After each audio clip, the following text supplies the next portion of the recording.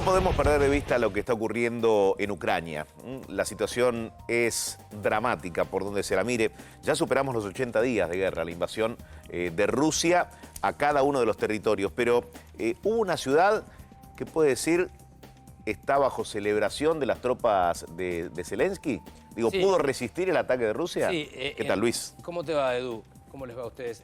La verdad es que ha habido una especie de cambio en el sentido de la guerra, Edu. En las últimas semanas, últimos días, hay estancamiento de los avances rusos y, por el contrario, estarían las tropas rusas pasando de la ofensiva a la defensiva.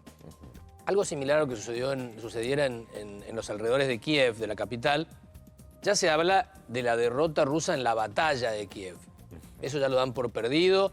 Viste que la vida empezó a normalizarse en la capital ucraniana. No pudieron con la capital. No pudieron con la capital. Pero ahora la que está celebrando, decías vos, es esa ciudad que vemos en el mapa allí, que es Kharkov, la segunda ciudad de Ucrania. Muy importante también, 2 millones de habitantes casi. Muy asediada y atacada, a punto de caer en manos de los rusos, y ahora las fuerzas rusas tuvieron que replegarse casi hasta la frontera. Es decir, fue un retroceso importante. Es cierto que Kharkov queda cerca de la frontera con Rusia. Lo que va demostrando que los rusos se van a tener que concentrar, y eso es lo que están haciendo, en las regiones separatistas del este, las dos provincias donde se originó todo el conflicto en 2014, y allí tratar de conquistar todo ese territorio, pero tampoco allí los avances son muy importantes. Es decir, esta victoria, entre comillas, del ejército de Ucrania en Kharkov, ¿puede cambiar el curso de la guerra? Puede cambiar en cuanto a que se va a parecer mucho a la guerra que ya estaba, digamos, desarrollándose desde el año 2014 por esas dos regiones separatistas y en la península de Crimea, con el agregado que ha ocupado Putin un puente de territorio entre las dos regiones y la península de Crimea. En ese puente quedó una ciudad, Mariupol, que fue desintegrada de la faz de la tierra, 500.000 habitantes, una especie de, no sé, Mar del Plata. Desapareció. Hay 1.000 soldados ucranianos resistiendo en los sótanos de una acería, viste, Qué duro. muy tradicional, muy antigua, construida en la época soviética, llena de pasadizos, y ahí están los 1.000 ucranianos resistiendo. Pero lo que uno puede decir a esta altura nunca se puede decir en forma definitiva, sobre todo con Putin del otro lado, que ha cambiado el viento de la guerra en los últimos días.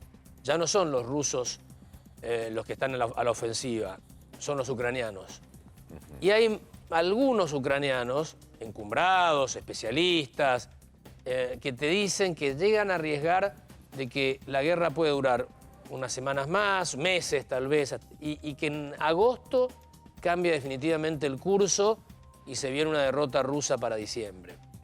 Bueno, pero estamos hablando de Muchos muchos meses por delante 6 meses todavía. con ucranianos, con pueblo en el medio, sufriendo. Sí, con un país devastado. Devastado. Bueno, el ministro de Economía de Ucrania hablaba hoy en la televisión europea y señalaba que la caída del PBI de Ucrania es de entre el 30 al 50%.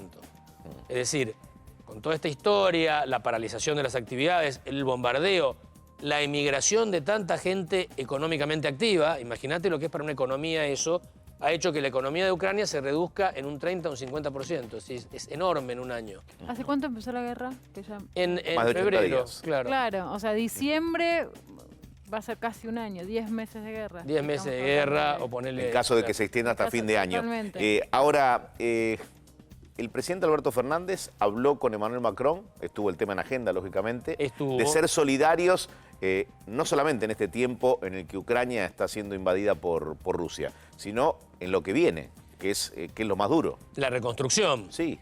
La reconstrucción. Seguramente si Ucrania logra este objetivo tan optimista que los ucranianos encumbrados están vislumbrando, si lograra este objetivo, recibiría un paquete de ayuda impresionante por parte de Europa y de Estados Unidos, que algo de culpa tienen, porque la ayudan por debajo militarmente o por arriba, si vos querés, pero no se la jugaron, eso es la verdad. Hablando de Macron, Zelensky hizo declaraciones bastante duras contra el presidente francés, porque señaló que en esas negociaciones, ¿te acordás que Macron intentó, en esa mesa larga, en el Kremlin, con Putin y después con Zelensky en Kiev?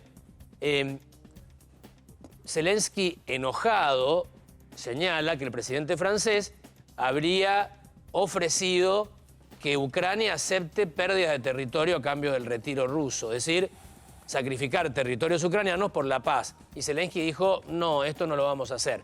Lo dice ahora Zelensky, que está un poco victorioso, entre comillas. Esto de la guerra son capítulos, son batallas.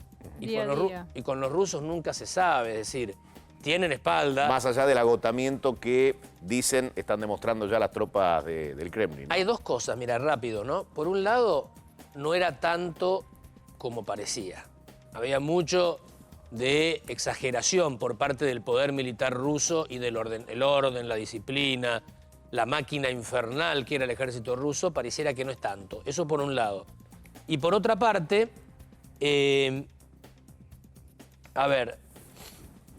dicen ya los que entienden de ejércitos y esto que se le ha agotado casi entre el 15 al 20% de la fuerza militar a Rusia en este esfuerzo.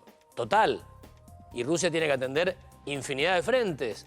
El país más grande de la Tierra tiene frontera con China, con Japón en el otro extremo, problemas con Japón, tiene problemas con Finlandia arriba, el mar Báltico, tiene tropas en Siria. Es decir, es complejo las necesidades militares de la enorme Rusia. Bueno, haber perdido entre el 15 al 20% de su poder militar en esta, entre comillas, aventura ucraniana, es todo un dato, ¿no? Un tema. Bien, o sea, para seguir muy de cerca lo que ocurra en los próximos días, pero vos hablás de un escenario en el que la guerra puede durar varios meses más. Bueno, es lo que señalan, coinciden tanto de un lado como del otro. Así que en eso hay coincidencia, lamentablemente, porque las víctimas de la guerra es la gente común, sin duda, son los ucranianos comunes y corrientes. Son los civiles que lamentablemente se cuentan de a miles ya. De a miles ya, sí, así es. Gracias, Luis. Al contrario, Edu, muchas gracias.